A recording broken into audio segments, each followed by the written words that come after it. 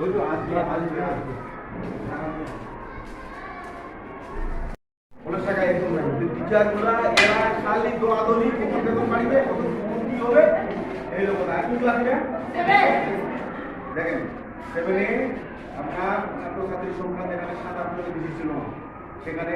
আরো বাড়তেছে এই সময়ের কারণে এই ছাত্রছাত্রী আরো চাপ হবে এবং বেতন দিয়ে যাচ্ছে তারা বেতন দিয়ে যাচ্ছে সেসব চাপ দিয়ে যাচ্ছে সব লেখাপড়ার মান ভালো হচ্ছে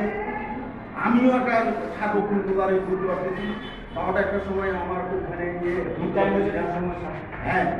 এই জন্য এত বিল্ডিং থাকতে এত রুম থাকতে কারো বাপের ক্ষমতা নাই যে আপনি 12টায় চালাবেন না 10টায় চালাবেন না 1টায় চালাবেন আমার রুম আছে আমি রুমে আমি কখন ক্লাস নেব প্রিন্সিপালের সুবিধা মতন কাজটা হয় লেখা আছে বলতে ওই শ্রেণী পাঠদানের বিষয়টা সম্পূর্ণ অর্পিত উপর লক্ষ্য থাকে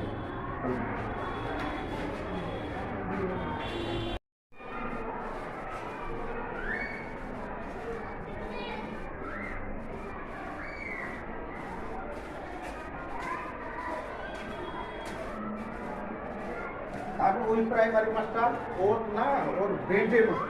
ও আমার মতো প্রিন্সিপাল ওর মারতে যায় ঝাঁপেছে